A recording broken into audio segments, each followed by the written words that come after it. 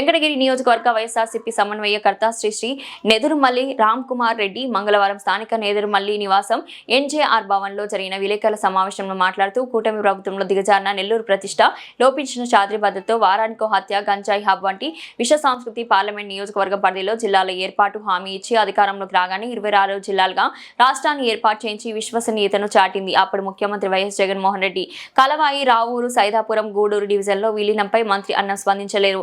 అప్పట్లో సాకుగా చెప్పిన సాగునీటి ప్రాజెక్టుల సమస్యలు ఇప్పుడు లేవా? గూడూరు నియోజకవర్గం నెల్లూరులో విలీనంపై ఎమ్మెల్సీ పార్టీ నియోజకవర్గ ఇన్ఛార్జ్ మెరిగ మురళీధర్ స్పందించడమే సబబు. గూడూరును నెల్లూరులో విలీనం 2024 ఎన్నికల సందర్భంగా చంద్రబాబు యువగలం పాదయాత్రలో లోకేష్లు హామీపై టీడీపీ నేతలే వివరించాలి.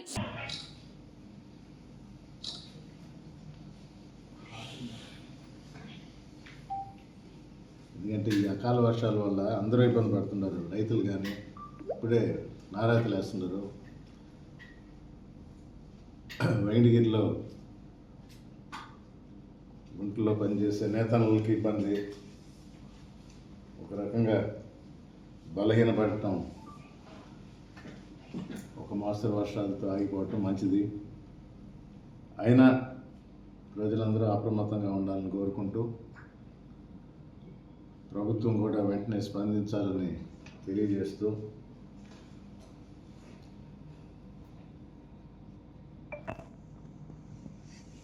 ప్రస్తుతానికి ఉమ్మడి నెల్లూరు జిల్లాలో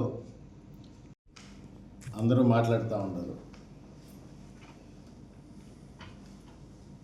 ఒకటి,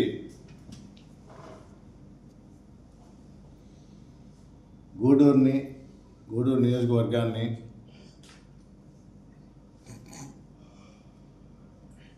నెల్లూరులో ఎందుకు చేర్చడం లేదని. 2, వెంకటగిరి నియోజకవర్గంలోని 3 మండలాలు నెల్లూరులో ఉన్నాయి. వాటిని గూడూరు డివిజన్లో కలిపి తద్వారా తిరుపతి జిల్లాలో కలపాలని నోటిఫికేషన్ ఇచ్చారు. 3వది అన్నిటికన్నా ముఖ్యమైనది, ఇది వరకు లేని సంస్కృతి కొత్తగా నెల్లూరు జిల్లాలో మొదలైంది, ఒక వికృత రూపం దాల్చింది. మర్డర్లు కానీ, గంజాయి బ్యాచ్లు అంటారు వీళ్ళని, యావరేజ్న వారానికి ఒక మర్డర్ జరుగుతుంది.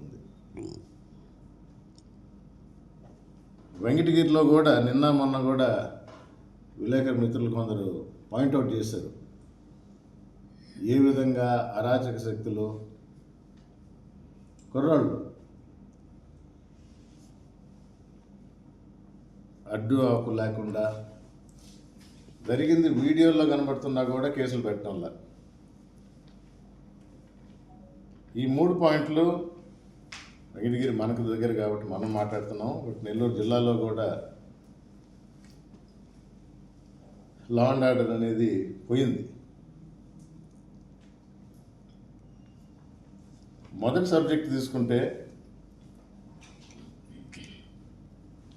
గూడూరు నియోజకవర్గ ఇన్ఛార్జ్ మేరీ మురళీ గారు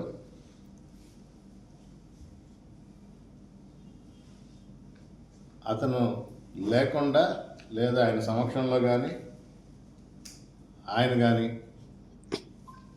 మాట్లాడేది సరైనదిగా నేను భావిస్తున్నా. వాకాడులో పుట్టి పెరిగిన, స్వస్థలం వాకాడైనా, గూడూరు నియోజకవర్గంతో అనుబంధం ఉన్న, రాజకీయ పరంగా వైఎస్ఆర్ కాంగ్రెస్ పార్టీ నియమ నిబంధనలు కొన్ని ఉంటాయి, వాటిని అతిక్రమించకూడదనేది నేను భావిస్తున్నాను, దాన్ని పాటిస్తాను కూడా. అసలు సబ్జెక్టు చాలామంది డీవియేట్ అయ్యారనేది నా ఒపీనియన్.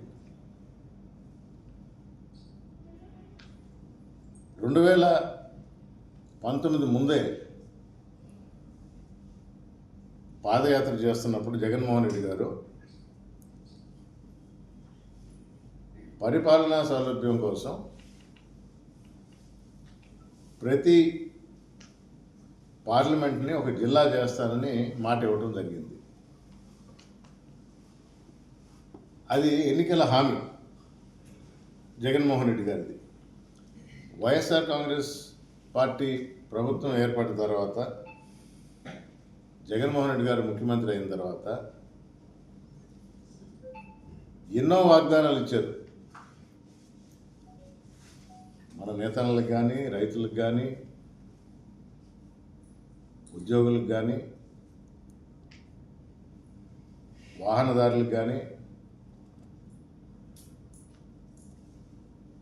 పార్షియల్ రీఎంబర్స్మెంట్ ఉన్నది ఫుల్ రీఎంబర్స్మెంట్ చేస్తానని పిల్లలకు కానీ, ఇవన్నీ నెరవేర్చుకుంటూ వచ్చారు. అంటే అప్పుడున్న అపోజిషన్ కూడా అవకాశం ఇవ్వకుండా, వారిని నోరెత్తి ప్రశ్నించే వరకు కూడా రానివ్వకుండా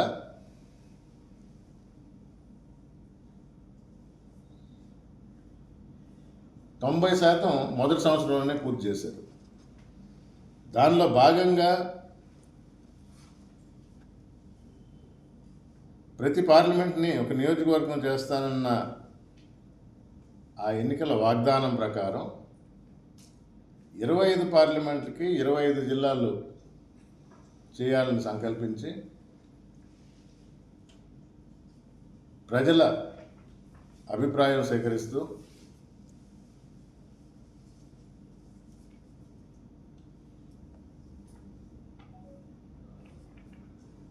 ఒక్క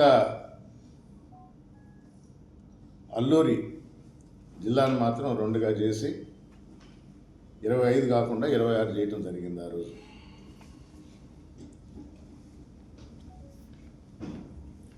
కొన్ని నియోజకవర్గాల్లో, కొన్ని పార్లమెంట్లలో ఒక నియోజకవర్గం పక్కనున్న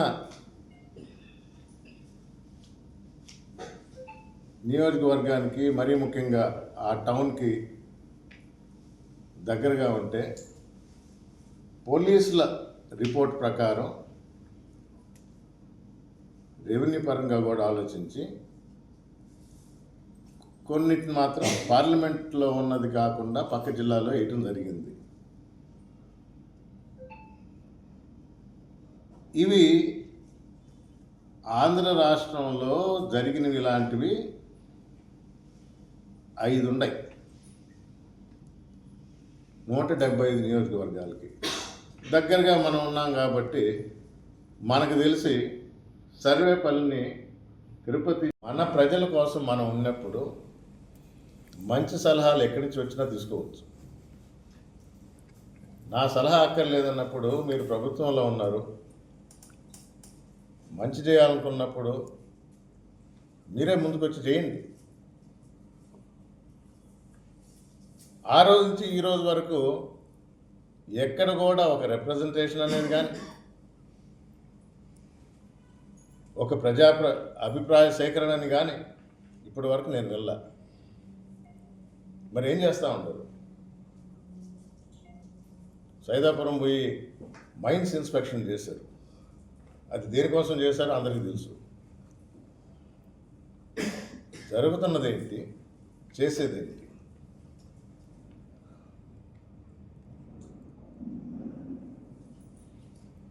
మీకు అన్నీ తెలిసినప్పుడు చేయండి. మీరు వద్దన్నా ప్రతిపక్షంగా వైఎస్ఆర్ కాంగ్రెస్ పార్టీ ఉంది, మేము తెలియజేస్తూనే ఉంటాం. ఆల్తూర్పాడు ప్రాజెక్టు ఎప్పుడు మొదలైందో అందరికీ తెలుసు. మంచి ప్రాజెక్ట్ అది. ఆపింది ఎవరు అనేది ఇప్పుడే చెప్పిన. అప్పటి ఎమ్మెల్యే రామనారాయణ రెడ్డి గారు. మీరే టెంకాయ కొట్టారని చెప్తారు. దాని మీద దృష్టి పెట్టండి. Revised estimate వేయించాం. మీ మండలం, డక్కిలి మండలం అదే చేయండి. ప్రతిపక్షంగా మేము సహకరిస్తాం. టౌన్లో అమృత్ 2 కింద 110 కోట్లు శాంక్షన్ అయింది. పోయినసారి కూడా చెప్పడం జరిగింది. డిపిఆర్ రెడీ అయింది. పనులు జరిగేటట్టు చేయండి. మాకు చెప్పక్కర్లేదు అని అన్నప్పుడు మీకు తెలిసినవి చేయాలా? ప్రజల బాగోగులు గుర్తించి, అవసరాలు గుర్తించి దాని ప్రకారం చేయాలా? లా అండ్ ఆర్డర్ ఏమవుతుంది? వీడియోలు పెట్టారు, విలేకరులు కూడా చెప్తా ఉంటారు, తెలియజేస్తూ ఉంటారు. పోలీసు వాళ్ళ పనులు కానీ చేయనిస్తే చేస్తారు వాళ్ళు. ఈ ప్రభుత్వం దొంగ కేసులు పెట్టుకోవడానికి వాడుకుంటుంది. కల్పిత కేసులు చూసాం కదా, గంజాయి కేసులు. అసలు గంజాయి అరికట్టడం మానేసి దొంగ కేసులు పెడుతున్నారు, విచ్చలవిడిగా తిరుగుతున్నారు. ఎందుకు కేసు ఆ కుర్రాడి మీద పెట్టలేదు, ఎందుకు లోపల తీసుకోపోలేదు అంటే ప్రభుత్వంలో ఉన్న పెద్దల పేర్లు చెప్పారంట.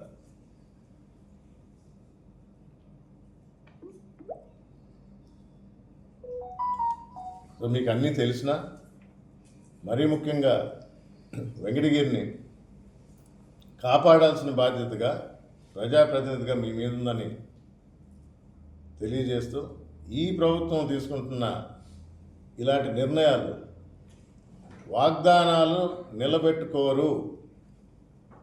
ఎలక్షన్ వరకే చంద్రబాబు నాయుడు గారి వాగ్దానాలు. ఎలక్షన్స్ అయ్యి గద్దె మీద కూర్చున్న తర్వాత చాలా సులువుగా మర్చిపోతారు. ఎవరికి అడగడానికి హక్కు లేదనుకుంటారు. కానీ ప్రజల తరఫున వైఎస్ఆర్ కాంగ్రెస్ పార్టీ నిలదీస్తుంది కాబట్టి కొన్ని వాగ్దానాలను నెరవేరుతున్నాయి. దానిలో భాగంగానే మేము ప్రశ్నిస్తూనే ఉంటాం. ఈరోజు ఆంధ్రజ్యోతిలో రాశారు, 1 కోటి సంతకాలు చాలా కష్టమైపోయింది, డిలే చేసుకుంటా పోతున్నారని. విలేకరుల సమక్షంలో అందరికీ తెలియజేస్తూ ఉన్నాం, ప్రభుత్వానికి ఎంత వ్యతిరేకత ఉందంటే పిలిచి మరీ సంతకాలు పెడుతున్నారు. ఎందుకయ్యా ఈ డిలే అని అంటే, గవర్నర్ అపాయింట్మెంట్ తీసుకొని వారికి వెంటనే అందజేయాలి. అసెంబ్లీ నుంచి జిల్లా హెడ్ క్వార్టర్స్ పోద్ది, జిల్లా హెడ్ క్వార్టర్స్ నుంచి పక్క రోజు తాడేపల్లికి పోద్ది, ఆ పక్క రోజు వెంటనే గవర్నర్కి ఇవ్వాలని చెప్పేసి ఈ పొడిగించడం. కానీ సంతకాల సేకరణలో కాదు. మీరు ఎన్ని అబద్ధాలు మీ పేపర్లో రాసినా వాస్తవం కప్పిపుచ్చలేరు, ప్రజల్లో ఉన్న వ్యతిరేకతని తొలగించలేరు. ఇది నిజం, ఇదే నిజం. Thank you. ఎందుకంటే టౌన్ చుట్టూ ఉంటుంది. మరీ ముఖ్యంగా 3 మండలాలు అయితే టౌన్కి కలిసిపోయి ఉంది. అదేవిధంగా చిత్తూరు పార్లమెంట్లో ఉన్న చంద్రగిరి తిరుపతి టౌన్ చుట్టూ ఉంది. అందుకని దాన్ని తీసి చిత్తూరు జిల్లాలో కాకుండా తిరుపతి జిల్లాలో వేయటం జరిగింది. సర్వేపల్లిని నెల్లూరు జిల్లాలో వేయటం జరిగింది. అంటే ఇది బ్యాలెన్స్ చేయటం కాదు, అవసరమైన దగ్గర. ఇది మనకు దగ్గరగా ఉన్నాం కాబట్టి ఈ విషయాలు, ఈ నియోజకవర్గాల గురించి మీకు చెప్తుంటాను. 175లో ఎక్కువ జరగల, ఈ 5-6 తప్ప.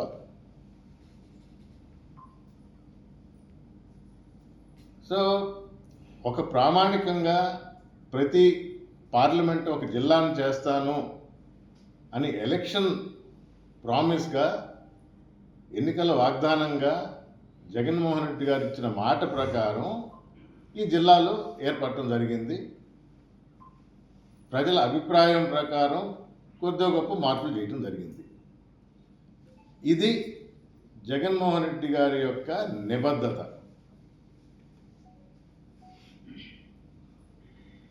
ఇప్పుడు ఎందుకు ఈ అలజడులు? 24 ఎలక్షన్ ముందర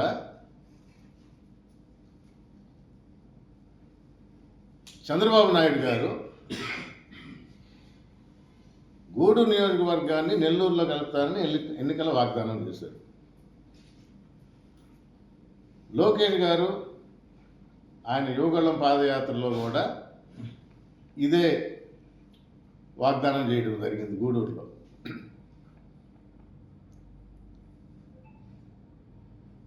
తెలుగుదేశం క్యాండిడేట్గా ఉన్న సునీల్ గారు కూడా